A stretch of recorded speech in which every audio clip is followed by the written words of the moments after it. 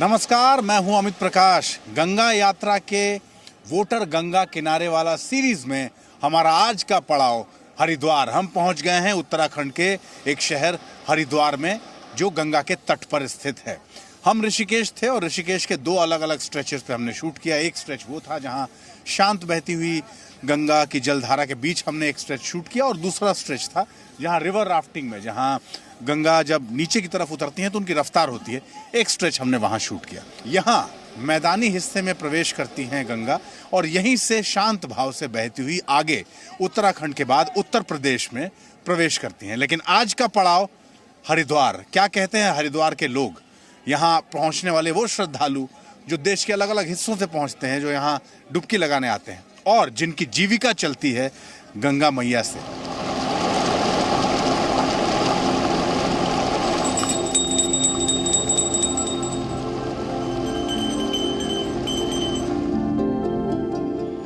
ये है हरिद्वार।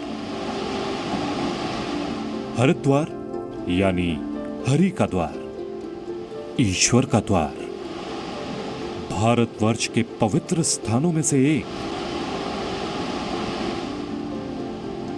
देवभूमि की इस धरती पर कदम रखने के बाद हर किसी का मन यहाँ की प्राकृतिक सुंदरता को निहारने का करता है। हमने भी सबसे पहले यही किया।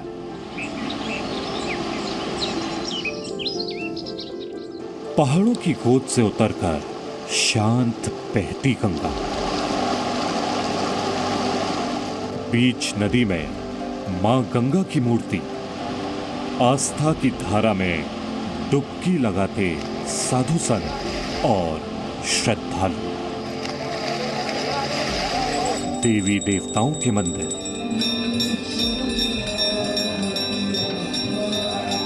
और हर की पौड़ी में आस्थावानों के अलावा रोजी रोटी के लिए पहुंचने वाले।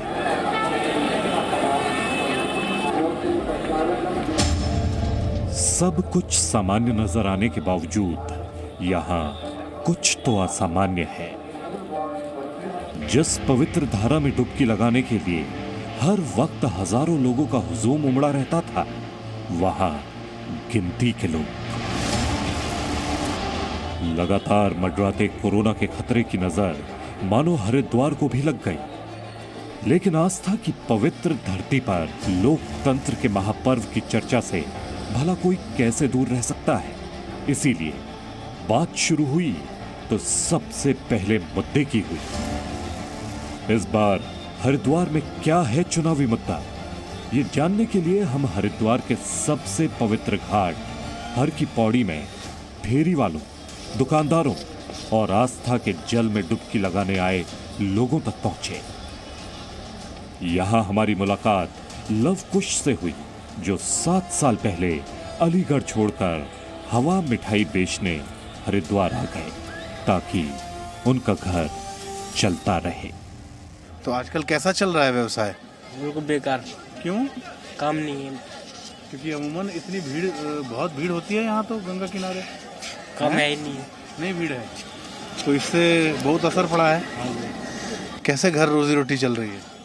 कुछ नहीं, जेम से खा रहे हैं। जेम से मतलब कि कोता नहीं है, 100-200 हो जाता है, बस खर्चा नहीं चल पाता है। तो अलीगढ़ से हरिद्वार क्या सोच के आए थे? काम होगा, पैसे कमाने के लिए। पैसे कमाने के लिए आए थे? तो आए तो पैसे कमाए कि नहीं कमाए? नहीं भाई 2-3 साल तो कोरोना का बीता है, उससे पहले तो कमाए होंगे पैसे। हाँ, तो शादी भी कर दी ना बहन की। अच्छा, तो पैसे सब खत्म हो गए। तो पिछले 2 साल से कैसा चल रहा है? बेकार चल रहा है। बेकार चल रहा है। उम्मीद है कुछ ठीक होगा? हाँ, ये होगा। तो घाटी पर रहते हो यहाँ कि कहीं और भी जाते हैं? नहीं, और भी जाते हैं, पार्किंग में भी जाते हैं। तो घाट पे ज्यादा सामान बिकता था कि पार्किंग में? नहीं, घाट पे भी बिकता है, पार्किंग में भी बिकता है, बराबर बिकता है। तो गंगा जी पेट चला रही है ना? हाँ जी। इतने मुश्किल में भी उतना तो निकाल लेते होगे कि काम चल जाता होगा। हाँ जी। कोरोना महामारी की वजह से रोजी रोटी का संकट केवल लव कुश पर ही नहीं टूटा है। गंगा तट पर तीर्थ यात्रियों की आवाजाही से कमाई करने वाले सभी लोगों का कमोबेश एक जैसा दर्द है। गंगा के घाट पर लोगों की तस्वीरों को यादगार बनाने के लिए, लोगों की तस्वीरें खींचने के लिए जो लोग हैं, आज इस बदलती तस्वीर में उनकी हालत क्या है, कैसे चल रही है जीविका? फोटोग्राफर्स हैं, घाट के किनारे रहते हैं। तो आपका नाम क्या है? सुखपाल सर, सुखपाल चौहान। सुखपाल जी। सुखपाल जी, तो ये कैमरा अभी निकला नहीं है जेब से? नहीं, निकालते हैं, डाल देते हैं बैग में। तो अभी तो कोई फोटो खिंचवाने वाला है भी नहीं। नहीं यात्री यहाँ पे। तो ये ऐसा कितने दिन से चल रहा है? ये तो 8-10 दिन से चल रहा है जी, हल्का। आज सुबह से निकला है कैमरा कि नहीं? ना, निकला तो है, घूमते रहते हैं कैमरा डाल के, तो ऐसे ही। लेकिन फोटो निकाले तो हैं। फोटो कितने लोगों का खींचे हैं? फोटो खींचे 10-5 लोगों के। 10-5 लोगों का। आपका कैमरा कहाँ है भाई साहब? पीछे है, जरा आगे कर लीजिए, इसको देख लें।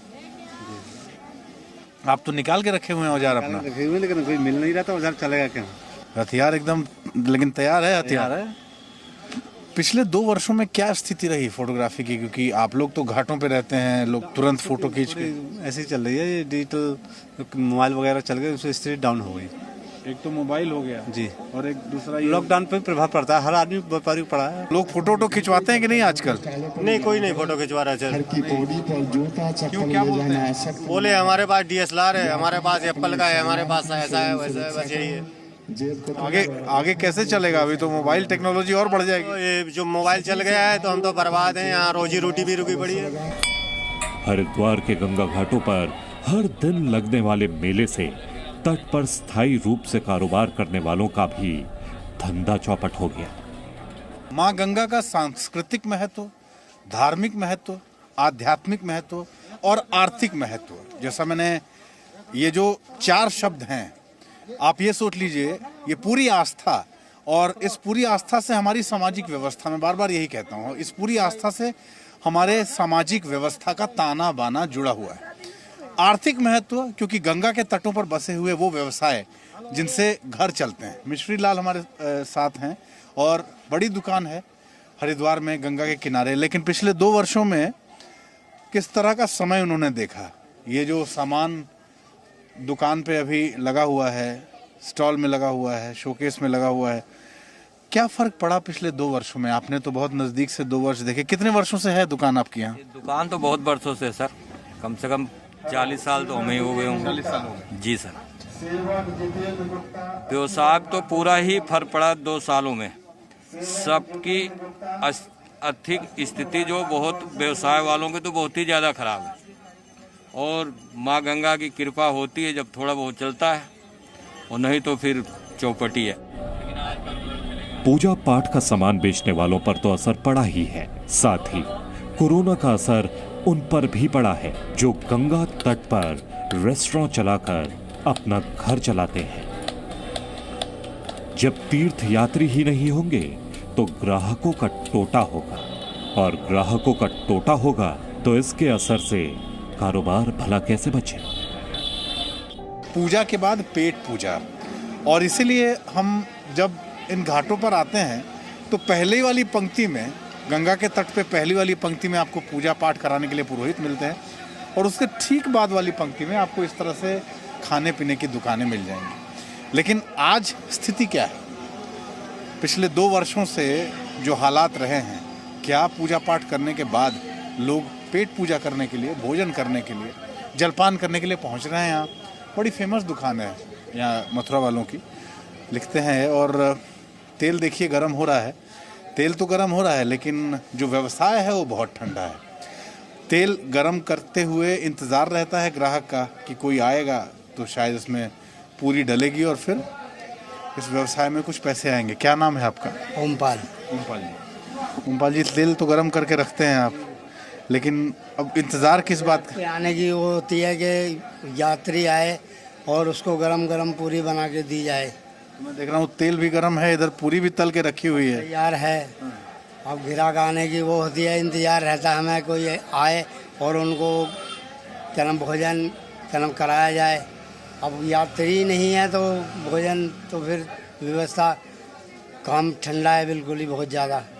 सुबह से जलपान करने या भोजन करने कोई आया है कि नहीं? वो सब बहुत कम यात्री आए हैं। कितने आते? बस 50-60 आए हुए ज़्यादा। तो अभी तो मान लीजिए कि 4:30 बज रहा है। जी जी। पहले के समय में क्या होता था? पहले के समय में इतना भीड़ होता था कि यहाँ पे जो है मेरे से बात करने की भी फुर्सत नहीं होती। काफ़ी, हाँ जी, फुर्सत नहीं होती थी बात करने की भी, इतनी भीड़ होती थी। अब बिल्कुल भी काम ही नहीं है। अंदर भी खाली है? अंदर भी बिल्कुल खाली पड़ा हुआ है एकदम। ये तेल गरम क्यों करते रहते? बंद कर दिया कीजिए। ये इसलिए गरम रखते हैं कि अगर आएगा यात्री तो उसको इंतज़ार तो वो क्या नाम करेगा नहीं, उसको तो तुरंत बैठते ही चाहिए। तो इसलिए क्या नाम ये वो रखना पड़ता है गरम। व्यवसाय पे बहुत फर्क पड़ा? बहुत ज़्यादा, बहुत ज़्यादा, तो थोड़ा बहुत ज़्यादा। रेस्टोरेंट चलाने वाले ओमपाल हो या पूजा पाठ का सामान बेचने वाले मिश्री लाल, गंगा तट पर कारोबार करने वाले ज्यादातर लोगों का यही मानना है कि महामारी का ये वक्त ही ऐसा है जिस पर किसी का जोर नहीं चल सकता। लिहाजा सरकार से क्या गिला और क्या शिकवा। क्या सोचा है 5 वर्षों में? कुछ लेखा जोखा रखा है कि क्या करना है इस बार? किधर जाना है, किस तरफ जाना है? अब हम लोग तो हिंदू माइंड आदमी, अब किसको बताएं किसको जाना है, लेकिन हम फिलहाल हिंदूवादी आदमी है तो इसलिए हिंदुओं की ही समस्या सुनते हैं बस। अच्छा, ये बताइए कि आस्था के हिसाब से हरिद्वार दुनिया के, विश्व के मानचित्र पे एक ऐसी जगह है जिसको हरिद्वार में दुनिया में हर लोग जानते हैं। जी सर। क्या पिछले 5 वर्षों में हरिद्वार शहर या फिर हरिद्वार में गंगा के घाटों पर वो हो पाया जो आप सोचते थे कि ये हो जाता तो ठीक रहता?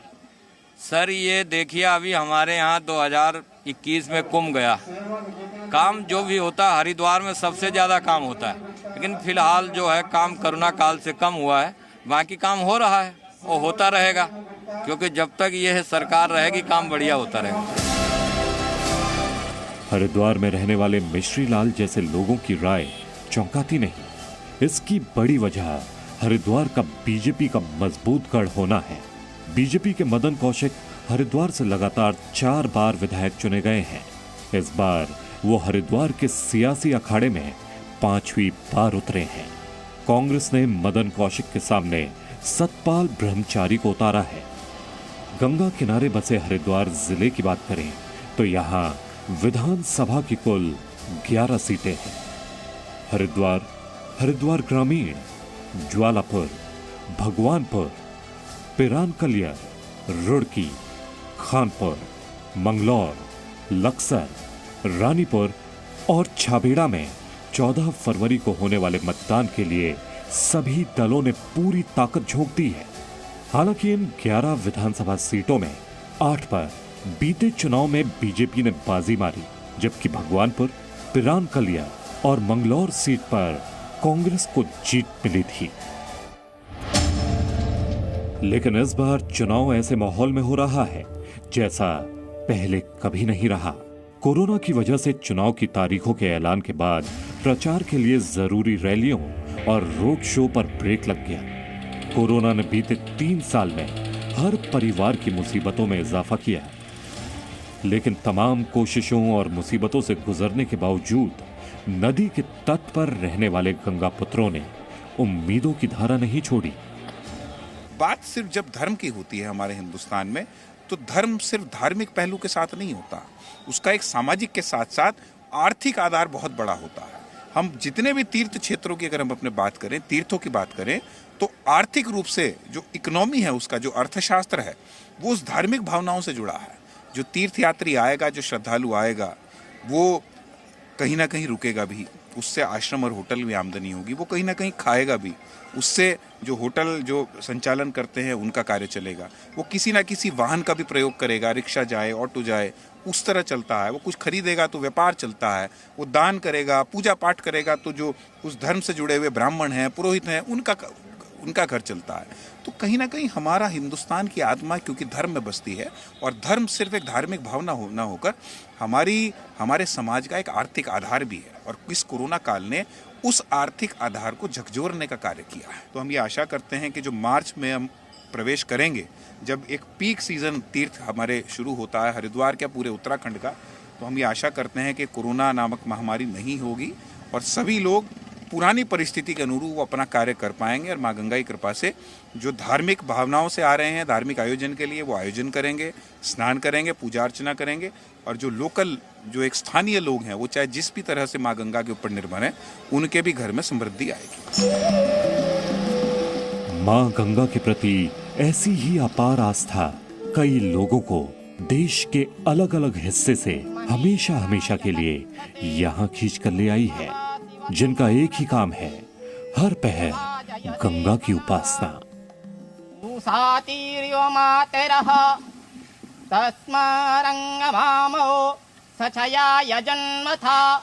आपो जन यथाचनः तन्नो देवीरविष्ठया आपो भवन्तु पीतये संयो रवि सर्वन्तु नः। आजादी के बाद से विकास के नाम पर गंगा के साथ जो कुछ हुआ, उससे गंगा के ऐसे उपासक नाराज भी दिखे। हम यहाँ पर गंगा किनारे बहुत दिनों से हैं, और हमने ये भी देखा है कि गंगा का जो आध्यात्मिक स्वरूप था वो तो नष्ट हो ही गया है। आध्यात्मिक को भी नष्ट कर दिया और आध्यात्मिक को भी नष्ट कर दिया। हमें बहुत से उदाहरण हैं, मैं हमें उतना नहीं दे सकता हूँ कि टिहरी बांध बनने के पूर्व गंगा का जो प्रत्यक्ष रूप था वो अब नहीं है। यह आध्यात्मिक रूप से हमने प्रत्यक्ष अनुभव किया है। उसके साथ ही साथ लोग गंगा सफाई की बात करते हैं, यह अपने आप में एक गलत शब्द है। सफाई उसको की जाती है जो दूषित हो जाता है। गंगा जैसे पूर्व काल में भगीरथ के द्वारा लाई हुई जिस रूप में थी, उस रूप में अभी भी गोमुख से निकलने के बाद गंगोत्री तक उस रूप में विद्यमान है। उसके बाद हम लोग गंगा के साथ जो व्यवहार किए हैं, उससे गंगा का जो अपना स्वरूप था वो नष्ट हो गया। इंसानी लालच ने महान गंगा के असली रूप को भले ही बदल दिया हो, लेकिन इसे लेकर आस्था में रत्ती भर भी कमी नहीं आई है। यूपी के औद्योगिक शहर कानपुर के रामाश्रय कठेरिया हमें हर की पौड़ी पर मिल गए। रामाश्रय से हमने गंगा से जुड़ा एक सवाल पूछा तो उनका जवाब गंगा किनारे के वोटरों का मिजाज बताने लगा। आप इस वक्त खड़े हैं उत्तराखंड में, रहने वाले आप उत्तर प्रदेश के हैं। दोनों राज्यों में चुनाव है, चुनाव की तारीखों का ऐलान भी हो गया है। कब क्या लगता है दोनों जगहों पे गंगा जी को लेके जो काम पिछले 5-10 वर्षों में हुआ है, आप तो देखते होंगे क्योंकि आप आते भी हैं, तो कानपुर में गंगा जी को लेके काम हुआ कुछ? कानपुर में गंगा जी को लेके काम हुआ है। क्या काम हुआ है? काम सफाई का कार्य हुआ है। काम सफाई का कार्य, उसे बनारस में भी मैं गया हूँ, इलाहाबाद कुंभ गया था नहाने के लिए। तो कानपुर में तो लेकिन बहुत जरूरत है, वहाँ तो बहुत चुनौतियाँ हैं। कानपुर में गंगा जी जो बहती हैं, कानपुर में कुछ कम हुआ है साहब, कानपुर में हुआ है लेकिन कुछ कम हुआ है। सरकार ने 5 साल में कुछ किया है कि नहीं किया है? किया तो है ही है। सरकार के विरुद्ध हम कोई बात नहीं कहना चाहते हैं। कुछ हमारी भी जिम्मेदारी सभी की होती है। सरकार जो कर रही है वो तो होना है, सरकार जो कर रही है वो तो अपना अच्छा ही कर रही है, लेकिन हमारी भी जिम्मेदारी, प्रति व्यक्ति की जिम्मेदारी है, तभी कोई कार्य संपन्न हो सकता है। गंगा को लेकर श्रद्धा उसे मैली करने वालों के पापों को भी कई बार ढक देती है। तो गंगा यात्रा की वोटर गंगा किनारे वाला सीरीज में आज हरिद्वार से आगे बढ़ रहे हैं। हरिद्वार में हम हर की पैड़ी पर एक स्ट्रेच हमने शूट किया।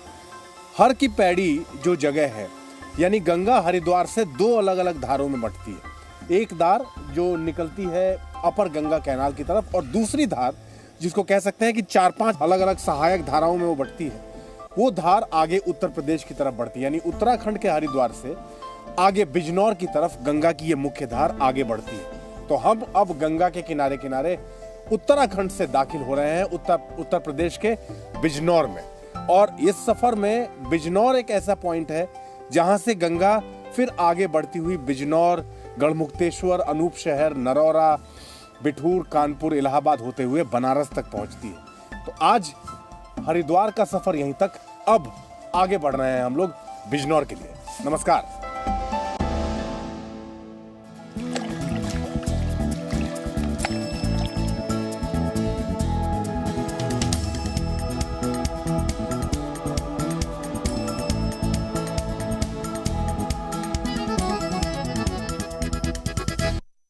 Presenting B News app, available on Google Play and App Store. Download it now.